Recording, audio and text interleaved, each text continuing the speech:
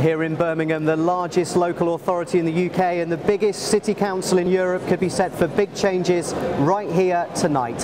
Having been open since 7 o'clock this morning, polling stations across the city have just closed. Right now, thousands upon thousands of votes are arriving here into the community hall underneath the NIA. 40 wards in all have been contested across the city today, not quite from A to Z, but from Aston to Wheeley, from the traditional Tory strongholds in Sutton Coldfield to the Labour heartlands of Sparkbrook and Lozells. 120 councillors sit on Birmingham City Council. By tomorrow morning, 40 of them could be different. With Labour leader Sir Albert Bohr observing the counting for his own ward of Ladywood and all the votes being verified, it was going to be a long night. Back at the council house, things were getting ready for the first results of the evening as the nerves and expectation of months of preparation gave way to reality. The Secretary of State for International Development and Sutton Coldfield MP Andrew Mitchell was giving interviews, the political bloggers tweeting in anticipation, and the council's results nerve centre ready for things to hot up. Well, Birmingham goes to the polls 3 years out of 4, which means the seats that are up for grabs tonight were last contested in 2008. That night saw big gains for the Conservatives and the Lib Dems, but they're gains, of course, that will need defending tonight. The first result of the evening has just come in. It's in the Longbridge ward, and it's a Labour gain from the Conservatives. The Conservative candidate Ken Wood being turned over by Jess Phillips from the Labour Party.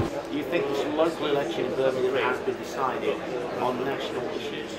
5 results in here in Birmingham so far, and perhaps one of the statistics which really starts to jump out is not just the seats that Labour are gaining, but the actual amount of people that have gone to the polls today. We're seeing turnout of 25% and even less in some areas. That bores out with what we were hearing at the counts earlier. Now let's take a look at this other result that's coming in right away. This is the Selly Oak ward. It's a Labour gain from the Liberal Democrats. Selly Oak was the 8th target that they wanted to take from the Liberal Democrats, and that needed a swing of 7.3% for Labour to take. That is a big gain, and we can actually say now that Labour are well on course to take overall control of Birmingham City Council. And as the Labour gains began to mount, Sir Albert Bohr, the new leader in waiting, was delighted, but also had his mind on the weather. It's been a pretty awful day. This must be the wettest polling day that I've ever known. And when you go through that sort of scenario, you just feel that the turnout is going to go down. It has gone down, it's gone down dramatically. But then you worry as to whether the turnout will affect you more so than the other parties. So I went to the count tonight in Ladywood, not having quite the same optimism as I had yesterday, but as the results started to come through, my optimism has come back again, and I do think there'll be substantial gains recorded before the night is out. As everybody in these rooms does, we sit here with our lists of your target seats. Oscott and Longbridge were ones you would have hoped and almost expected to have taken from the Conservatives. Selly Oak was a good result though.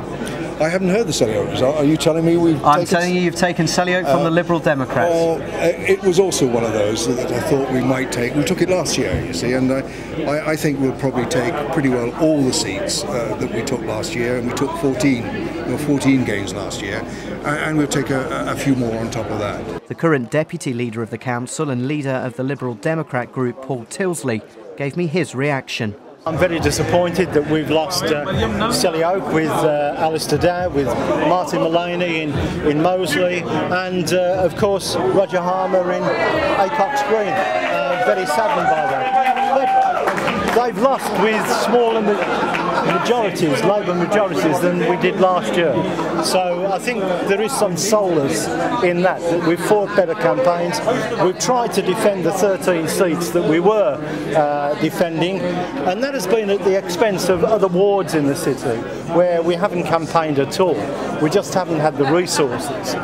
So it really has been fighting in the last ditch. Unfortunately, we've been overrun. One of few victorious Conservative councillors was Deirdre Alden in Edgbaston, who told me what it had been like on the campaign trail. Well, the feedback was good. I mean, I've been a councillor there since 1999, and I do work in the area very hard, and people did acknowledge that. And we did have some very kind comments on the doorstep, so we were hopeful. For those who perhaps don't know too much about local elections, Yes. It looks like one incredibly busy night. This is a process which takes months for someone Yes. like yourself, isn't it? Yes, absolutely. Well, we've been working all year really, because the ward last year was won by us by 21 votes. So we always knew it was going to be hard. But this time we've got it up to 241, so I'm really pleased. Great team have been out working so hard with me. There are still some results to come in here at Birmingham City Council House, but already we can tell you it's been a night of incredible Labour success. Birmingham City Council will be controlled by the Labour Party for the first time since 2003. Their success has come at the expense of both of the other major parties. Key losses for the Liberal Democrats, and in particular key losses for the Conservatives. They've lost some high-profile councillors, people like Ken Wood and Len Gregory. Albert Bohr, he looked delighted when he spoke to us, looking forward to moving back into that council leader office. He'd heard about gains in Oscott, he'd heard about gains in Kingstandy. When City TV told him he'd also taken Sellyoak, the smile got just that little bit wider. And let's focus in finally just on the mayoral race. We'll be back tomorrow to give you the full result of that referendum. But everything we've been hearing tonight would suggest that that has gone to the no campaign. Sir Albert Bohr told us that from everything that he'd heard and seen, it was looking likely that 60% of the electorate had voted no.